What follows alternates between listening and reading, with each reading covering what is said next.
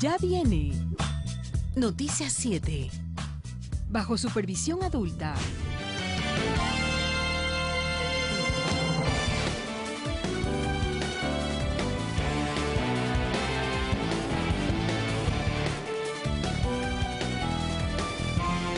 Lunes 6 de marzo de 2017. Bienvenidos a Noticias 7.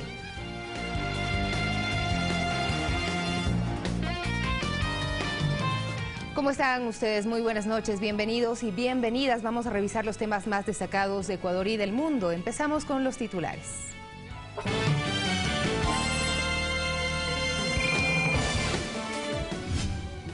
El candidato a la presidencia de la República, Lenín Moreno, en entrevistas con medios de comunicación de Quito, reafirmó sus propuestas de campaña. Vamos a invertir 2.000 millones de dólares en sacar de la pobreza extrema a los hermanos ecuatorianos, erradicar la violencia intrafamiliar, que el hombre aprenda a respetar plenamente a la mujer. El movimiento Centro Democrático que lidera Jimmy Jairala, prefecto del Guayas, apoyará la candidatura de Lenín Moreno. Está dispuesto a luchar por un país decente, ético, equitativo e inclusivo y sobre todo productivo.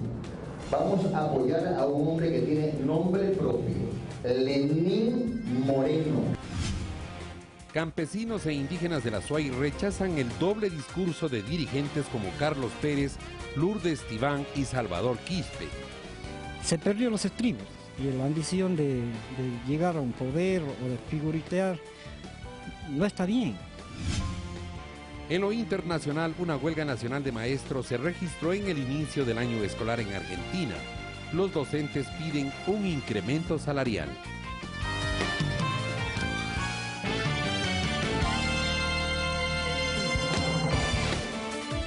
La información en detalle. Lenín Moreno, aspirante a llegar a la presidencia de la República, ofreció entrevistas a varios medios de comunicación de Quito. En un espacio radial dio a conocer su posición sobre la ley de comunicación y también reafirmó sus propuestas de campaña. Durante la entrevista realizada en la casa de campaña, el ganador de la primera vuelta electoral, Lenín Moreno, agradeció a la población que mediante su voto confió en él y en Alianza País. Además señaló que de cara a la segunda vuelta es necesario que la población reflexione sobre quienes protagonizaron uno de los mayores perjuicios para la economía nacional. Es quiénes son los responsables del feriado bancario que empobreció a tantos ecuatorianos, que exilió a casi 2 millones de ecuatorianos y que inclusive provocó suicidios y muertes. Eso sí, hay que recordarlo. ¿Para qué? Para que no se vuelva a repetir. A pesar de contar con una mayoría absoluta en la Asamblea, su gobierno mantendrá un estilo conciliador. Siempre es importante conversar con las minorías, siempre es importante acoger los buenos criterios que se puede obtener de ellas. Su plan Toda la Vida busca un enfoque integral y humano de los grandes problemas del país. Estos programas están dedicados a eliminar, a erradicar, en primer lugar, la desnutrición infantil. Aquí también se contempla generación de empleo juvenil y atender la demanda habitacional que aún es alta. Vamos a sacar de la pobreza extrema a los ecuatorianos. Es una vergüenza. Vamos a invertir 2.000 millones de dólares en sacar de la pobreza extrema a los hermanos ecuatorianos. La familia y un entorno sano para ella será prioridad. Erradicar la violencia intrafamiliar, que el hombre aprenda a respetar plenamente a la mujer. Sobre la ley de comunicación explicó la importancia de la misma. Todo debe tener una ley, Ileana. Eso de electoralmente ofrecer, eliminar, botar al tacho de basura, una ley, creo que no es la alternativa y se ha trabajado mucho. Sin embargo, cree que hay aspectos principalmente en la institucionalidad creada que se pueden mejorar. Toda obra humana es perfectible, es un tema social y como tema social pues siempre es propenso de ser revisado. Me gustaría que seamos casi nada represivos con respecto a los medios de comunicación. Consideró la segunda vuelta como una gran oportunidad para seguir en contacto con la gente y construir un proyecto en el cual todos estén considerados. César García, Ecuador TV. Y el candidato ganador en primera vuelta, Lenín Moreno, sigue sumando el respaldo político de diversas organizaciones. Esta vez el movimiento que lidera Jimmy Jairala anunció el apoyo a su candidatura, mientras que un analista critica los acuerdos de última hora y sin ideologías de Guillermo Lasso. El ganador de la primera vuelta electoral considera que haber pasado a la segunda parte en la contienda le brinda la oportunidad de saber profundamente las necesidades de quienes no votaron por su propuesta política. Lenín Moreno anuncia que mantendrá diálogos permanentes para conocer sus aspiraciones. Porque entiendo que si algunos no votaron por nosotros es porque alguna objeción tenían, pues queremos oír de ellos las razones para poder incluirlos dentro de nuestro programa Toda una Vida. En asamblea, la organización política Centro Democrático, liderada por el prefecto del Guayas, Jimmy Jairala, anunció que su apoyo en la segunda vuelta será para el presidenciable de Alianza País, tras reconocerlo como un hombre tolerante con quien se identifican por su profundo amor al trabajo social. Está dispuesto a luchar por un país decente, ético, equitativo, inclusivo y sobre todo productivo. Vamos a apoyar a un hombre que tiene nombre propio, Lenín Moreno. Abdón Sánchez analiza los últimos acuerdos anunciados para apoyar a la candidatura de la derecha. Considera que en temas como por ejemplo el educativo, sería el peor error retroceder en los logros alcanzados. Y tenemos que transformar el país siempre tratando de avanzar, de continuar con los procesos favorables. Hay que analizar las cosas positivas y apoyar las cosas positivas. Si hay algo que cambiar o hay algo que reforzarlo para que se mejore, tenemos que apoyar para eso. Que incluso se habrían perdido principios ideológicos para mostrarse con un discurso sin propuestas, solo de antipatía. Los líderes han perdido bastante personalidad incluso. ¿Por qué? Porque hacen estos pactos pensando que las bases van a estar atrás de ellos y haciendo lo que ellos están pidiendo que se haga. Este es un país que está empezando a pensar mejor. De su lado, Lenín Moreno sostiene que mantendrá su campaña limpia y de verdad para también impulsar a los jóvenes a ser parte de la política de servicio. El arte de dirigir adecuadamente las actividades públicas en beneficio de todo el Ecuador. Mirta Carrillo, Ecuador TV. Mientras el Consejo Nacional Electoral hizo un llamado para que las elecciones de segunda vuelta se vivan en un ambiente de paz y respeto. Esto mientras se avanza con los preparativos para la distribución del material y el rediseño de la urna. En cadena nacional, la máxima autoridad en época de elecciones rechazó los actos de violencia que se registraron en diferentes provincias del país durante el proceso de escrutinio. Por eso, hemos pedido a la Fiscalía General del Estado realizar todas las investigaciones pertinentes para sancionar a quienes organizaron el caos durante el proceso de escrutinios y, bajo engaños, alentar a los ciudadanos a tomarse a la fuerza las instalaciones del Consejo Nacional Electoral. Sobre las acusaciones de presunto fraude electoral realizadas por el candidato a la vicepresidencia Andrés Páez, el organismo electoral aclaró lo siguiente. ¡Las pruebas del fraude! ¡Mire! ¡Estas son las pruebas del fraude! Aquí no hay ningún fraude. Lo que aquí se mostró como prueba de un supuesto fraude son guías de capacitación y actas de manejo público donde no se manipulan votos ni se altera la voluntad popular. En cuanto a la infraestructura instalada para el proceso de entrega de resultados oficiales, las delegaciones internacionales reconocieron su operatividad, lo que demuestra que la jornada democrática vivida durante el 19 de febrero fue completamente transparente. Y esto es que se cumplió con la cadena de custodia, lo dice OEA, lo dice UNASUR. El sistema informático lo cataloga de exitoso. Tuvimos el tema de los resultados electorales de forma inmediata. En cuanto a los preparativos para los comicios de la segunda vuelta, el máximo organismo informó que modificará las urnas en donde los ecuatorianos depositarán su voluntad el próximo 2 de abril. Que son 2 biombos independientes de una urna. El cambio se realizará para las juntas electorales en territorio nacional, mientras que en el exterior se mantendrá la urna biombo. Según lo planificado, este 10 de marzo inicia de manera oficial la campaña electoral para la segunda vuelta. Carlos Flores, Ecuador TV. Y el postulante a la presidencia por la Alianza Creo Suma, Guillermo Lasso, mantuvo su primera reunión de planificación para la segunda vuelta con sus 34 asambleístas electos y dirigentes provinciales de esas tiendas políticas en el país y en el exterior. En esta cita, que se desarrolló en Quito, se delineó la estrategia de campaña para este próximo 2 de abril. Así también analizaron las propuestas de otras organizaciones políticas para su adhesión. Se prevé que arranque su mitin este viernes en la capital. Y en Guayaquil, activistas de colectivos sociales que durante años fueron invisibilizados muestran su rechazo a las acciones de violencia y discriminación provenientes de actores políticos que respaldan a la candidatura del binomio Lasso-Páez. Mediante una plataforma social, ratifican su respaldo a las políticas del gobierno nacional. Y lo que nosotros, por supuesto, queremos es promover que sí se puede defender los derechos humanos, nuestras posturas ideológicas, de forma pacífica. Hacen un llamado al respeto y a la paz. Por ello, quienes conforman los colectivos que durante años habían sido invisibilizados, lanzaron la plataforma web Defensores de la Paz, cuya finalidad es crear conciencia en la ciudadanía sobre el ejercicio incluyente de los derechos humanos. Según la primera encuesta sobre las condiciones de vida, inclusión social y derechos humanos de la población LGBTI del Ecuador, elaborada por el INEC en 2013, el 70.9% de dicha población ha sufrido alguna experiencia de discriminación, rechazo o violencia.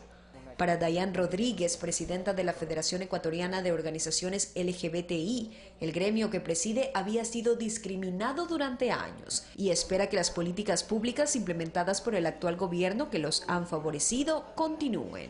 Lamentablemente existen candidatos como este señor Páez y Lazo que no contribuyen realmente a la defensa de derechos humanos, incluso incitan al odio, a incendiar ciudades. Dios no lo permite, este señor llegue al gobierno, lamentablemente nosotros los LGBTI no vamos a tener derecho. Todo lo que hemos avanzado inclusive podríamos retroceder. Ricardo Leighton dirige esta asociación en Esmeraldas y nos comenta que antes de iniciar la campaña electoral solamente 2 movimientos políticos mostraron interés en trabajar por sus derechos. El partido Movimiento Alianza País y los socialistas.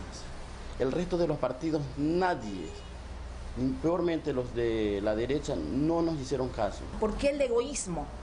¿Por qué siempre el abarcar para uno solo? Todos tenemos derecho a vivir dignamente. A este pedido se sumaron los integrantes de otros gremios de mujeres, afrodescendientes, montubios, indígenas y comerciantes. No puede ocurrir jamás que los usureros utilicen al pueblo solamente para su beneficio. Lo que pasó en el Ecuador, lo que pasó en Brasil, lo que ha pasado en Argentina, son cosas que son huellas imborrables de hacer una buena política, dejando atrás esos vicios, ¿no? Los vicios de la violencia, del amedrentar, del golpear. Reflexionar más allá de todo lo que se ve en redes sociales y votar por quienes realmente nos han dado un puesto dentro de la sociedad.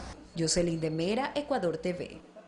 Y campesinos e indígenas de la provincia de Azuay rechazaron el doble discurso de algunos dirigentes como Carlos Pérez, Lourdes Tibán y Salvador Quispe. Estos actores políticos hoy apoyan a Guillermo Lasso, pese a que siempre se opusieron a la derecha.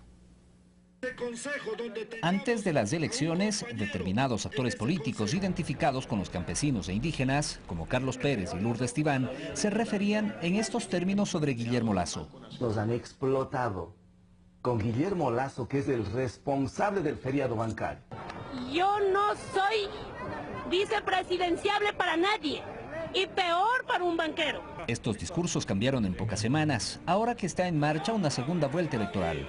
Quienes criticaban a Lasso hoy se unen a su candidatura, incluido Salvador Quispe. Esperamos que el candidato del cambio escuche lo que está planteando el Ecuador. Es preferible un banquero que una dictadura. Este doble discurso se debe a conveniencias políticas, dicen los campesinos entrevistados. Sergio Quito Isaca es oriundo de la parroquia Tarqui de Cuenca. Asegura conocer desde hace muchos años atrás a Carlos Pérez y que nunca lo imaginó aliándose a la derecha ecuatoriana. Al doctor Carlos Pérez, que era mi amigo, y he visto la lucha de él, pero ahora me parece que se perdió los estribos y la ambición de llegar a un poder o de figuritear no está bien. No está bien porque a nosotros en este momento me ha decepcionado. Lourdes Guamán, oriunda del cantón Biblián, provincia de Cañar, también rechaza el doble discurso de estos actores políticos. Mi opinión de toda la gente del campo sería que en verdad entre una gente que sí sepa valorar a la gente del campo. Manuel Dután, líder comunitario, afirma que la mencionada dirigencia indígena siempre busca, a través de paros y manifestaciones, mantenerse en la palestra política. Esta vez que pasó el otro año había muchos paros. Y es malo, nosotros, la gente del campo, casi no sacábamos nada. César Tacuri Vintimilla, Ecuador TV.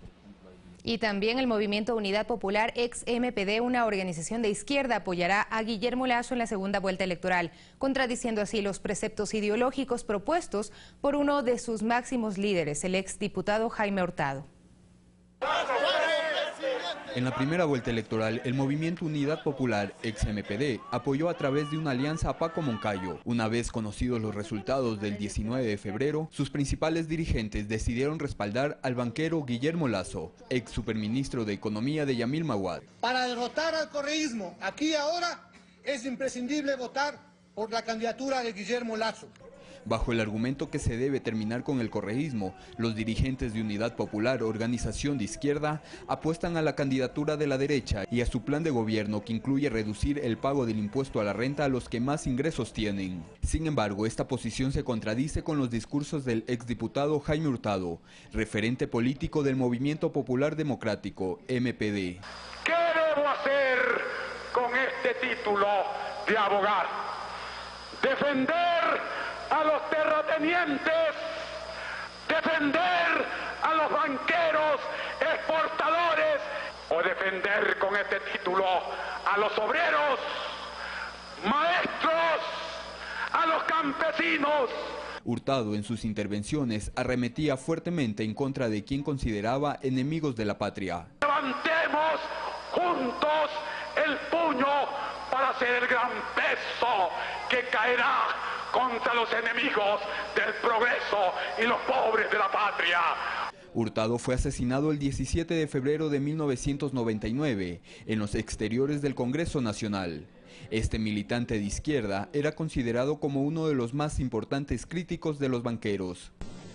Porque lo importante es que amasen capital, intereses, rentabilidad para hacerse más rico, para construir edificios inteligentes como el de la Previsora, el más alto del Pacífico Sur, inteligente. Así se nos dice. ¿Con qué plata? Con la plata del Estado. Pero esta no es la primera ocasión que el MPD respalda a la derecha. Una de ellas fue con Lucio Gutiérrez. En dicha administración, Edgar Itz, militante de dicho movimiento, fue ministro del Ambiente. Además, en el gobierno gutierrista, Guillermo Lasso era embajador itinerante y fue quien organizó la gira de Gutiérrez a Estados Unidos, ocasión en la cual el país firmó la carta de intención con el Fondo Monetario Internacional. Rodrigo Galvez, Ecuador TV.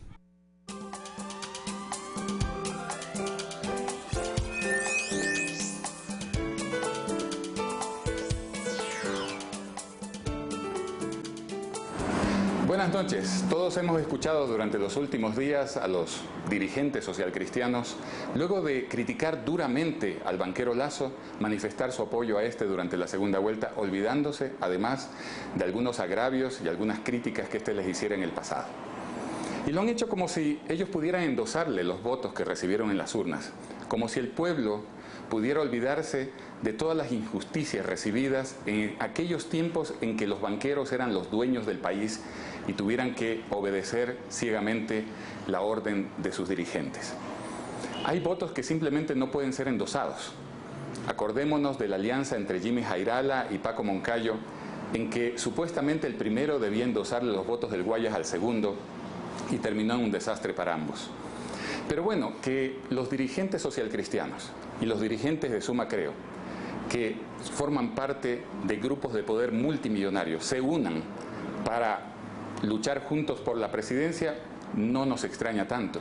Pero que ciertos dirigentes de la llamada izquierda ortodoxa y de los líderes indígenas ahora sin ningún pudor manifiesten su apoyo al banquero Lasso es algo que es más difícil de explicar. ¿Será que el banquero Lasso les ha prometido a los del MPD devolverles el poder que tenían en la educación? ¿Será que a los dirigentes indígenas le ha prometido puestos de poder en un gobierno neoliberal? ¿Será que las bases obedecen ciegamente a sus dirigentes o tienen una opinión diferente? ¿Será que el pueblo será capaz de votar a favor de sus históricos enemigos de clase o no? Eso solo lo sabremos en las urnas.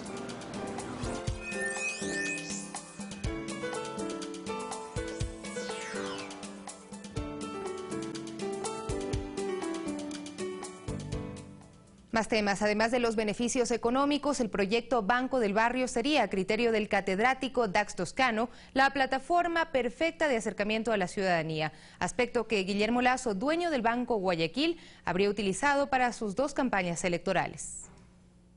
Se conoce que por cada transacción que se realice en los denominados bancos del barrio, se cobra un valor de 30 centavos. 25 son para el Banco de Guayaquil, dueño de este proyecto, y 5 centavos para el tendero. No ganamos nada, solo le hacemos las transacciones nomás. Más es para el banco, porque el banco le cobra 50 o 60 centavos. Para muchos esto dejaría una importante utilidad a dicha entidad financiera y una mínima para los emprendedores que prestan sus establecimientos como sucursales. El Banco de Guayaquil es de propiedad de Guillermo Lasso, exfuncionario en el gobierno de Yamil Maguad en la época de la crisis financiera. Evidentemente va a ser un negocio del que el banco no se va a quejar. Según José Barahona, propietario de Microtania, que acoge uno de los 5.000 bancos del barrio, a pesar de que el Banco de Guayaquil recibe utilidades por las transacciones, a fin de año existiría un débito adicional. Entonces, si no hay movimientos, entonces ellos nos están haciendo un descuento de ahí, o sea, nos cobran un interés. Lo poco que se gana, se nos merme la utilidad. Para el catedrático Dax Toscano, nada de esto sorprende, debido a que más que interés social, lo que se habría buscado con la creación de los bancos del barrio sería una plataforma política de Guillermo Lasso para utilizarla en sus 2 campañas electorales rumbo a la presidencia de la República. Y entonces aparecer como muy solidario con esa gente, entregando un poco de su riqueza para que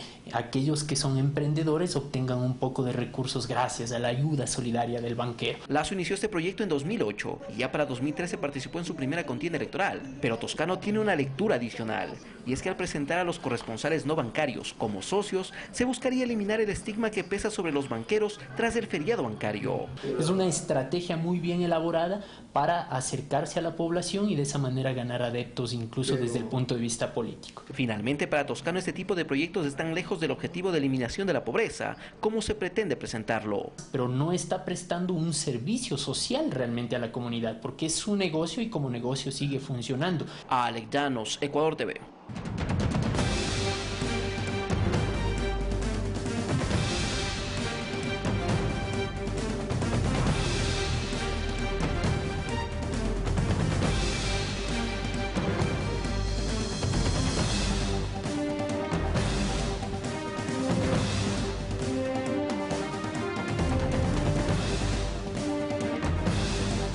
En el año 2007, uno de los integrantes de la comisión que investigó la deuda pública señaló que Guillermo Lasso sí tuvo relación con el feriado bancario al ejercer presión sobre el expresidente Yamil Maguad para que tomara esta medida que perjudicó a millones de ecuatorianos. Declarar un feriado bancario. 18 años después de que el gobierno del expresidente Yamil Maguad decretara el feriado bancario y el posterior congelamiento de los depósitos de millones de ecuatorianos, su ex superministro de Economía y actual candidato presidencial Guillermo Lasso intenta desmarcarse de este hecho de la historia ecuatoriana. La propia comisión correísta presidida por Eduardo Valencia emitió una opinión allá por mayo del 2007 diciendo con claridad: Lasso nada tiene que ver en la triste historia de la crisis financiera de 1999. Sin embargo, fue el propio Eduardo Valencia quien en el año 2007, en su calidad de presidente del directorio de la Corporación Financiera Nacional, CFN, aseguró que todo el proceso del congelamiento de depósitos fue ilegal y que sí existieron actos colusorios. Además, afirmó que Maguad habría sido presionado por un grupo de personas, entre ellas Guillermo Lasso, propietario del Banco de Guayaquil, para que tome la decisión de decretar el feriado bancario. Otro de los temas en los que, según Valencia, salieron beneficiados todos los banqueros privados fue el canje de los certificados de depósitos reprogramables, conocidos como CDRs. En una entrevista a un medio escrito aseguró: los adquirieron a menos del valor nominal, pero los utilizaban al 100% con la CFN. Al depositante le pagaban 40% y los bancos se quedaron con el 60%. Además, Eduardo Valencia calificó al canje de certificados de depósitos como un asalto a la CFN por parte de los bancos privados que no cerraron luego de la crisis bancaria. Una de las instituciones financieras que no cerró fue el Banco Guayaquil, de propiedad de Guillermo Lasso. El asalto a la Corporación Financiera Nacional se hizo con un simple decreto, obligando a que la corporación reciba dichos papeles. Yo no he descartado, ni la comisión ha descartado, que a través de un decreto pidamos a los bancos privados, a todos los que han intervenido aquí, que nos devuelvan el dinero.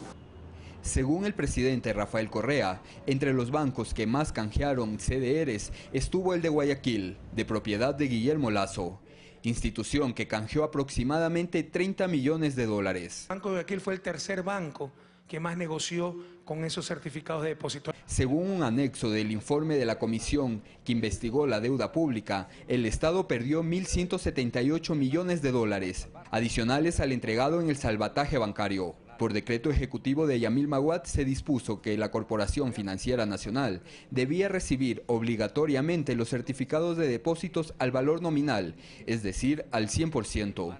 Rodrigo Galvez, Ecuador TV.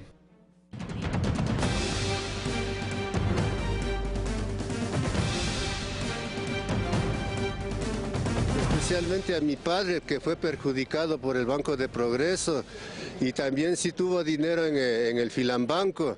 Mi padre Jaime Sánchez Puruncajas, él fue perjudicado en más de 300 millones de sucres. Entonces, en base a ello, lo que yo estoy hablando es lo que yo he vivido. No es de lo que me han dado informando, sino lo que yo viví como hijo. Sería la peor desgracia de nuestro país que regresen a gobernar estos caballeros.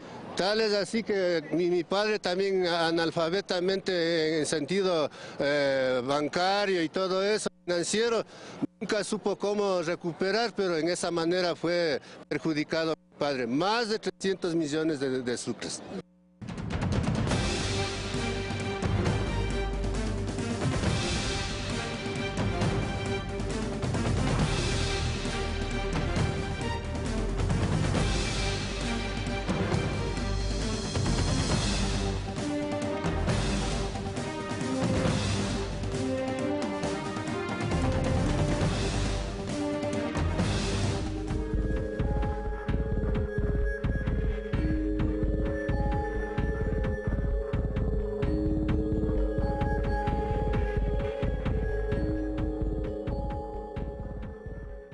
Sin embargo, vemos algunos potenciales puntos positivos en la reorganización. Andrés Páez es un contacto de la embajada cercano y respetado. Vemos buenas posibilidades para trabajar con él en el frente laboral. Él es uno de los pocos miembros del Congreso que ha seguido activamente las negociaciones del Tratado de Libre Comercio hasta la fecha y ha estado apoyando nuestra agenda de derechos laborales. Eso es un tema sensible donde hay que distinguir entre lo que es simplemente un encuentro donde quizá, qué sé yo, se discute posibilidades de negocio, cosas que están claramente dentro de lo que establece la Convención de Viena y otras convenciones de relaciones diplomáticas, pero hay otras que rayan en lo que es traición, en lo que en cualquier país normal democrático se considera traición a la patria.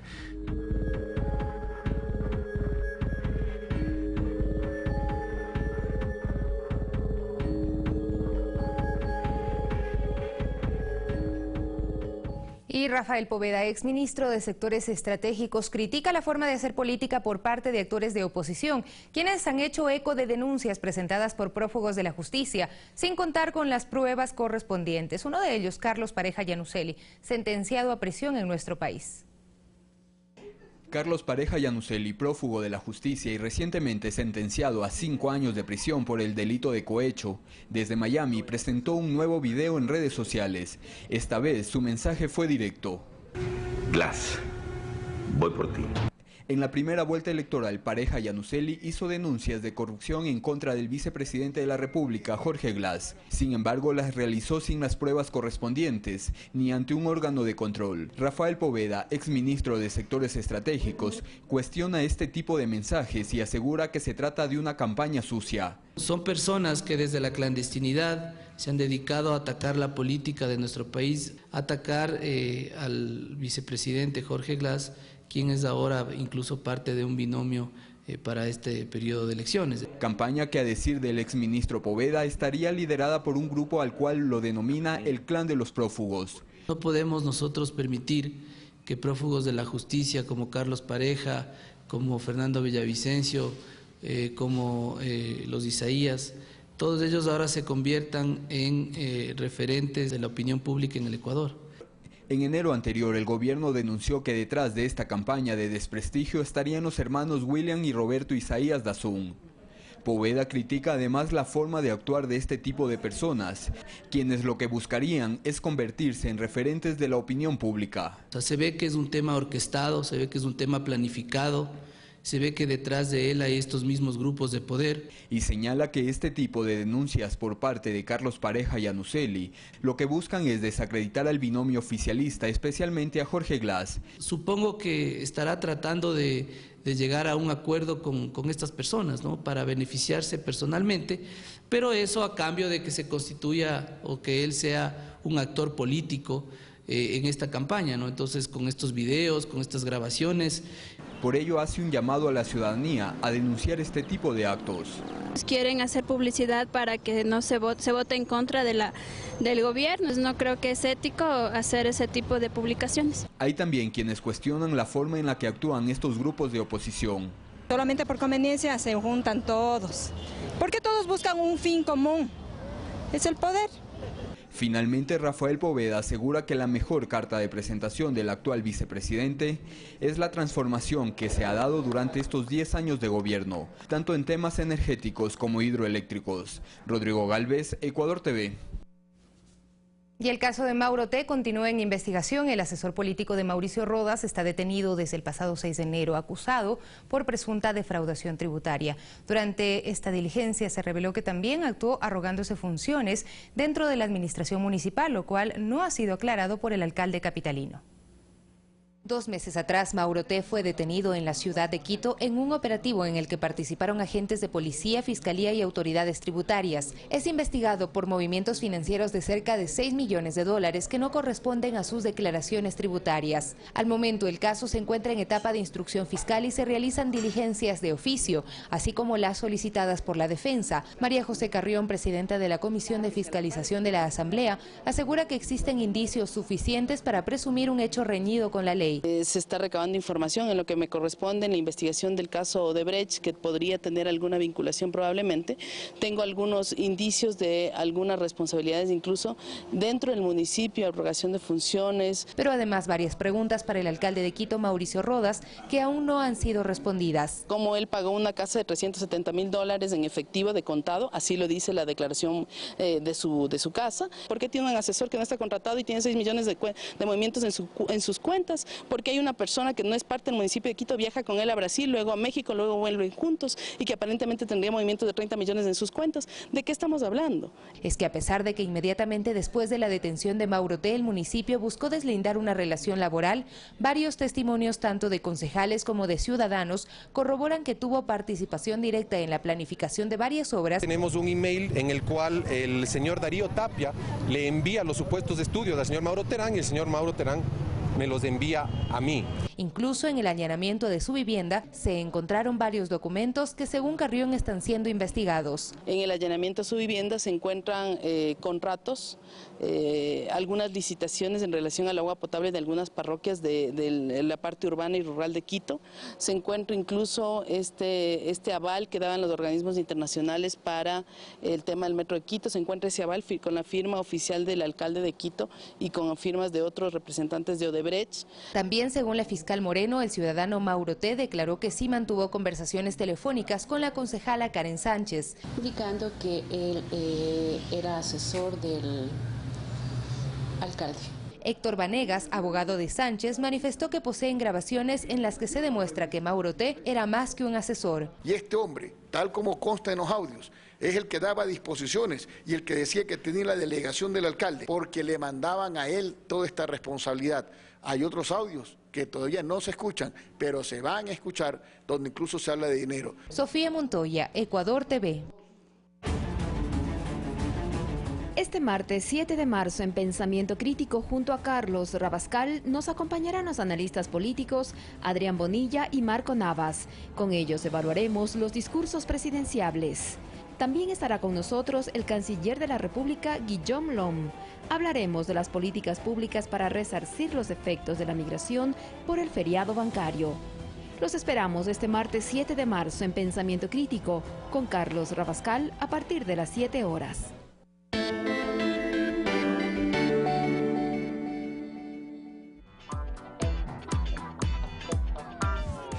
Año terrible, 1999. Si no es plata que me he encontrado en la calle ni nadie me ha regalado, señor. Tuvimos alrededor de 16 bancos que se convirtieron en bancos rateros. Conoce la historia del mayor robo al bolsillo de los ecuatorianos. Los banqueros, cuando estaban abiertos, se concedieron autopréstamos a empresas de su propiedad. No hay ninguna posibilidad, ninguna idea de que ese feriado pueda producirse. El feriado bancario, miércoles a las 20 horas.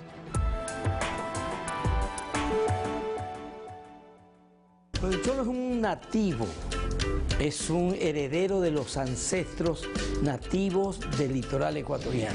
Trabaja el hombre en el mar y trabaja la mujer en el campo o en la cocina. Ecuador multicolor. Vivimos la interculturalidad de nuestro país. Este martes, 14:30. ¿Qué se juega el país en la segunda vuelta?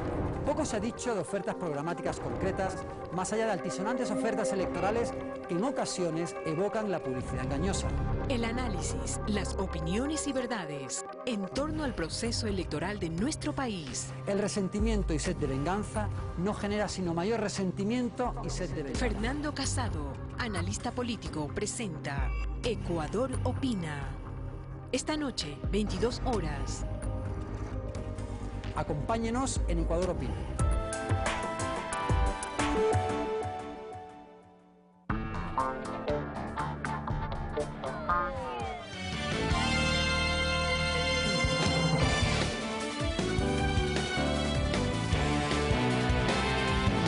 Seguimos con más noticias. Con el recorrido de 2 unidades educativas que son repotenciadas, el jefe de Estado, Rafael Correa, cumplió agenda de actividades en el puerto principal. El objetivo es que ambos centros de estudios estén operativos para el inicio del ciclo escolar Costa.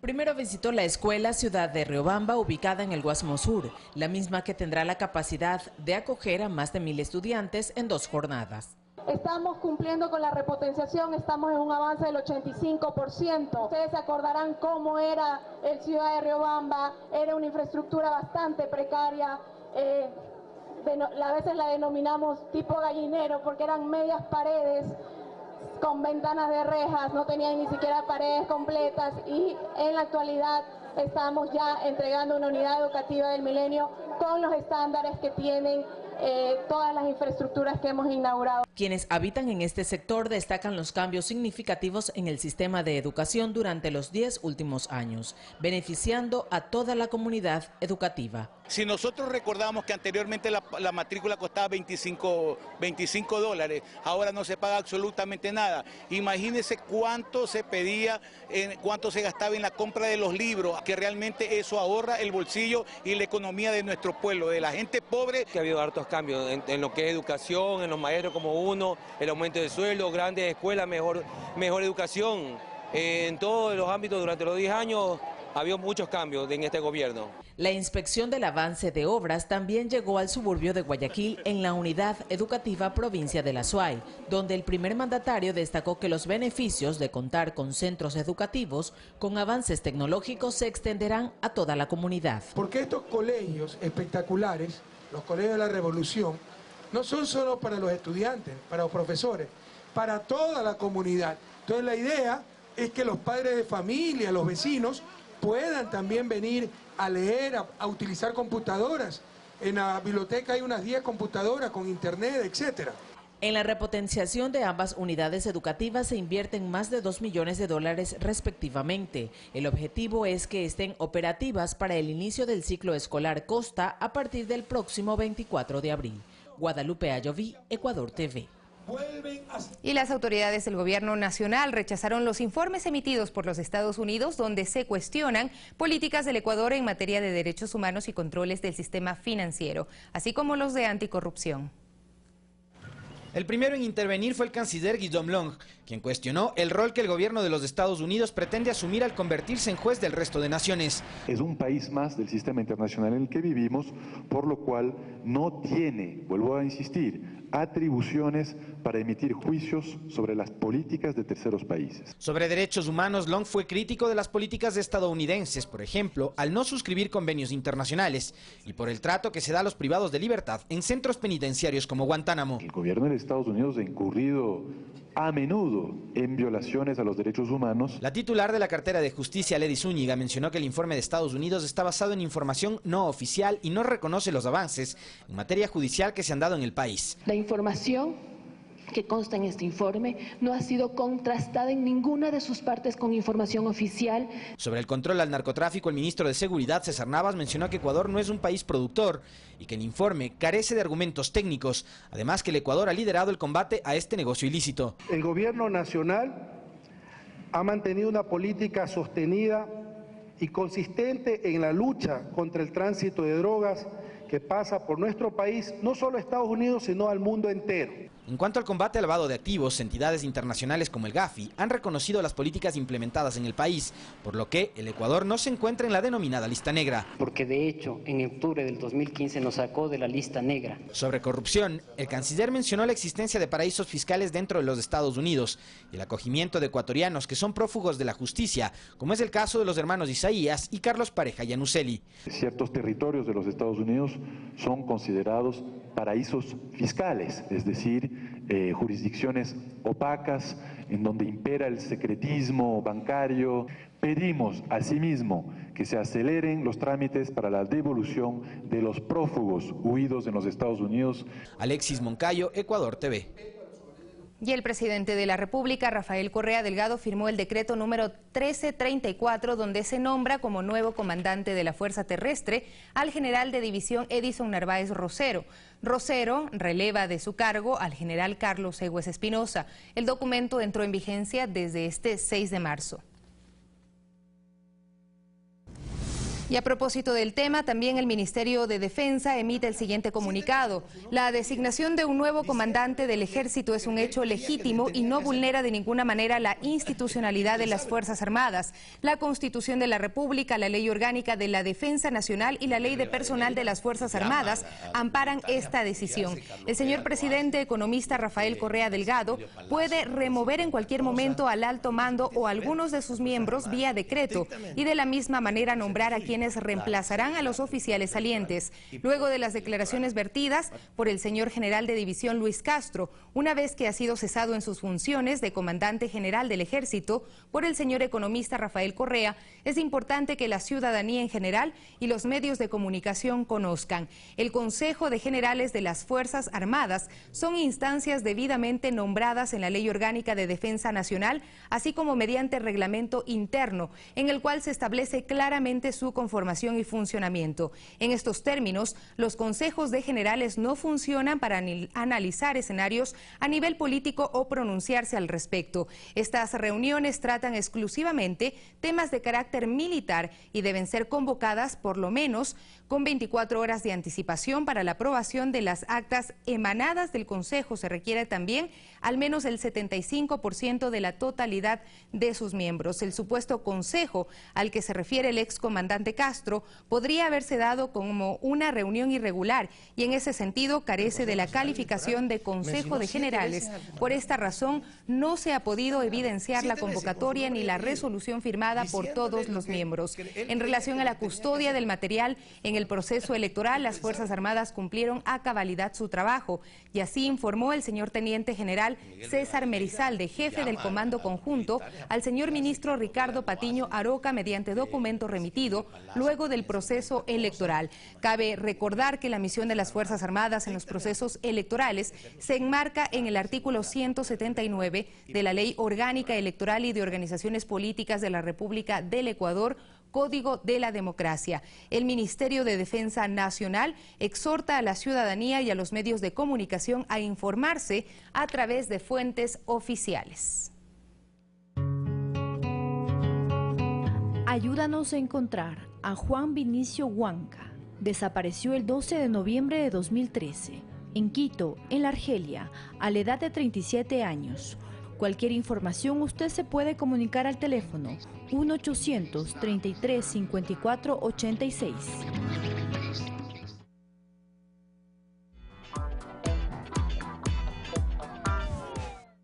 Este 2 de abril, Ecuador elegirá al nuevo presidente de la República. ¿Cómo se perfila el escenario de la segunda vuelta electoral? Lo analizaremos este martes en Pulso Político. Junto a Carlos Rabascal estarán Palmira Chavero, experta en comunicación, Paulina Recalde, directora de Perfiles de Opinión, y Francisco Herrera Arauz, director del portal Ecuador Inmediato. Pulso Político, martes, 22 horas.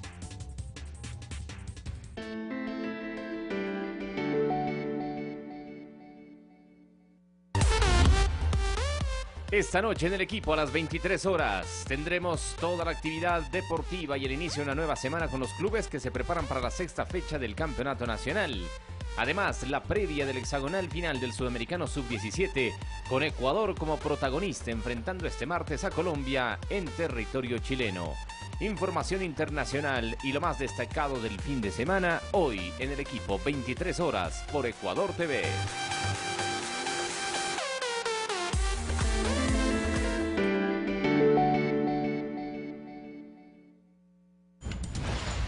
El valor de la verdad. Centro de negociados. Botín político. Robos sistemáticos. La partidocracia hizo de las telecomunicaciones el peor negocio. 16 millones de dólares se perdían cada año. Corrupción institucionalizada. Ahora Pacifictel es un ente técnico.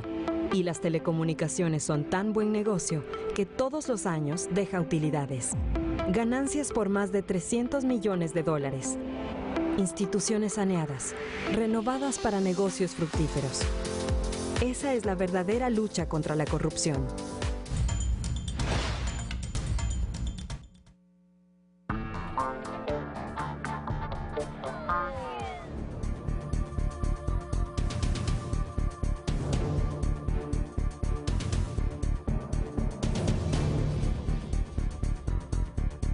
Los argentinos muestran su inconformidad con la gestión de Mauricio Macri. En poco más de un año de gobierno se registraron despidos masivos y contracción de la economía nacional. 1 año y 2 meses que Mauricio Macri está en el poder y en las calles de Buenos Aires sus habitantes expresan decepción por las políticas económicas y sociales implementadas por el gobierno de derecha. Todo aumenta, impuestos, no tenés capacidad de ahorro, mal. Sinceramente muy mal. Yo le había puesto muchas expectativas y lamentablemente me ha defraudado. Todo lo que prometió fue una mentira el presidente Macri, sí que nada de eso iba a tocar y bueno, la realidad, yo no lo voté por eso, pero en 1 año y medio, menos de 1 año y medio nos endeudó, de que ya el Néstor Kirchner y la presidenta Cristina habían desendeudado al país, mal o bien, pero la gente veía mucho mejor. Medidas económicas que han generado aumento de la pobreza y del subempleo. Los negocios y pequeños emprendimientos se ven afectados. Y es que los argentinos no tienen el mismo poder adquisitivo que antes. Y en mi actividad decayó muchísimo la venta en el rubro, tanto por lo económico que la gente hoy por hoy en la calle, la gente no tiene un peso. Los despidos masivos en las empresas públicas y privadas han movilizado a los grupos sindicales, que desde este lunes han anunciado marchas para rechazar las medidas neoliberales que han golpeado la economía de los argentinos. Bueno, si llega el 2019 con estas políticas, no la logramos parar antes, va a ser terrible. El Observatorio de Políticas Públicas de la Universidad de Avellaneda señala que el salario básico de 8.060 pesos, unos 570 dólares, no alcanza para cubrir las necesidades de los argentinos, quienes han visto gravemente afectada su capacidad adquisitiva en los últimos años. Hay inflación permanentemente, yo cuando voy al supermercado veo que hay aumento de precios permanentemente. Según una encuesta realizada por la empresa Poldata, un 63% de la ciudadanía gaucha consultada considera que el gobierno del derechista Mauricio Macri ha incumplido con sus ofertas de campaña. Carlos Flores, Ecuador TV. Y miles de maestros se movilizan en Argentina. Exigen al presidente Mauricio Macri una alza salarial del 35%. El gobierno calificó de oportunistas a quienes este lunes iniciaron un paro nacional de 48 horas. Más de 50.000 docentes salieron a las calles de Buenos Aires para dar inicio a una huelga nacional de 48 horas en reclamo de mejoras salariales. El 85% de las instituciones públicas formaron parte de esta movilización que coincide con el inicio del año escolar en Argentina. No es un reclamo meramente reivindicativo sectorial, sino que queremos mayor inversión, mayor presupuesto para mejorar las escuelas y las universidades nacionales. El El incremento de los sueldos es potestad de los gobiernos locales. Sin embargo, las autoridades, en su mayoría del gobierno del presidente Mauricio Macri, establecen un techo del 18%, mientras que el gremio de la educación exige que sea del 35%, ya que la inflación de este país se sitúa en 40%. Un maestro de grado tiene un sueldo de 9.800 pesos. Con ese dinero no se satisface ni siquiera la canasta básica de alimentos. La jornada de huelga se registró en 21 de las 23 provincias. Los maestros rechazan la decisión gubernamental de no convocar a paritarias nacionales, es decir, una instancia obligatoria que por ley desde 2006 fije el aumento salarial para luego ser negociado en las provincias. Por su parte, el presidente Mauricio Macri inauguró el año lectivo en una de las pocas escuelas que comenzó sus labores, en donde calificó de oportunistas a quienes formaron parte de las movilizaciones. Lamento mucho que muchos hayan vuelto a elegir el oportunismo a través de un paro. Si ya hemos probado décadas haciendo paros. ¿Y cuál ha sido el resultado? Cero. Este martes la huelga de los docentes continuará y el miércoles por el Día de la Mujer también se realizará una marcha de las organizaciones sociales en rechazo a las medidas económicas que afectan a los argentinos. Fanny Lara, Ecuador TV. Así el mundo, ahora vienen los deportes, está con nosotros Fernando Estrada. ¿Cómo está, Fernando? ¿Cómo se prepara Ecuador para la revancha ante Colombia en el marco del Sudamericano Sub-17? Claro que sí, Sofía, ¿cómo estás? Un gusto saludarte a ti y a todos los amigos televidentes.